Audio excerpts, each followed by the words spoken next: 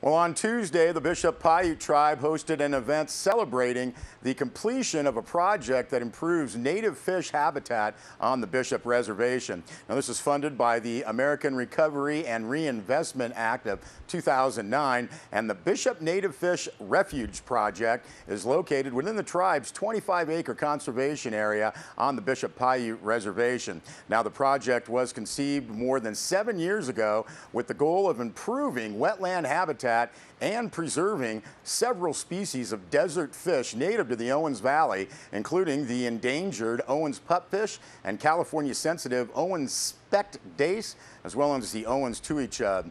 Ron Alexander was there for Sierra Wave Media at the celebration and heard from speakers Dale Delgado, Bishop Paiute Tribal Chairman, Ann Castle, U.S. Department of the Interior Assistant Secretary of Water and Science, and retired from the DFG, Phil Pfister.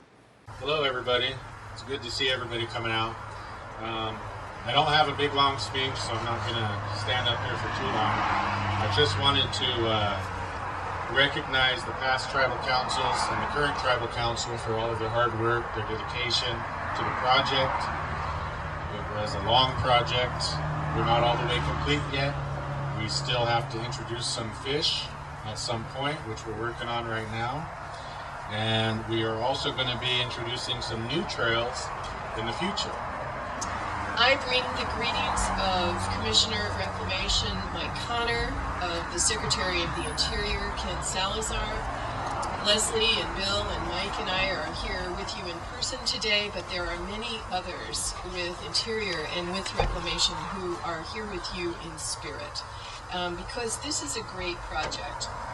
You have taken a significant step here to achieve sustainability of the water system in the Owens Valley, sustainability of the native fishes, and sustainability of the entire ecosystem. And the Bureau of Reclamation and the Department of the Interior are really proud to be part of that effort. We were able to do that because of funding that Reclamation received through the American Reinvestment and Recovery Act, the ARA funding. And that money allowed us to invest in shovel-ready projects like this and put Americans back to work. And that's what we did. Reclamation's Native American Affairs Assistance Program is dedicated to helping Indian tribes in developing their water resources and in constructing the facilities that are needed to do that development. It's part of our trust responsibility to help with sustainability of water resources for Indian tribes, and we take that trust responsibility very seriously. Water is life. We all know that. Water is our most important natural resource.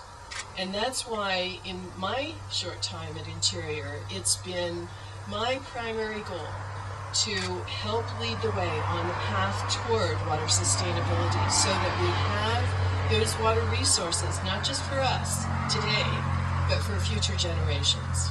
The Owens pupfish are one of the first to be listed as an endangered species in, I believe, 1990 or 1968, somewhere in there. And so this gave us a special status.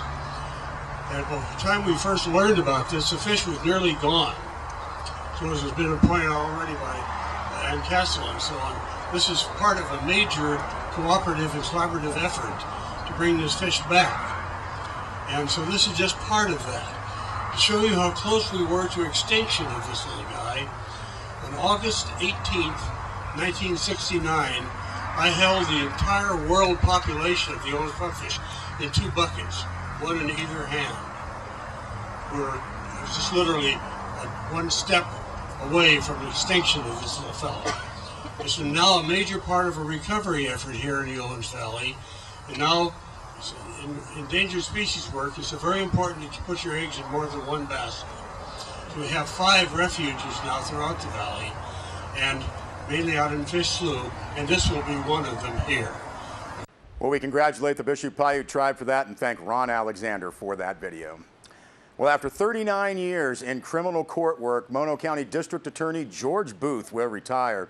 The Mono County Board of Supervisors accepted his letter of retirement and agreed to place the issue of an appointment of a new DA back on their agenda in 2 weeks. Bennett Kessler filed this report.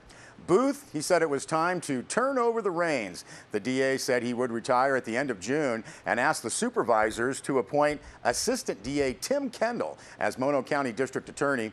The board will consider that in a couple of weeks. In his letter to the board, Boothe said he's worked as a deputy DA, assistant DA, and the district attorney for 27 years. Now, Boothe turns to more personal matters. He said that he wants to devote more time to his young son, Alex, and to his place of worship and to Rotary International.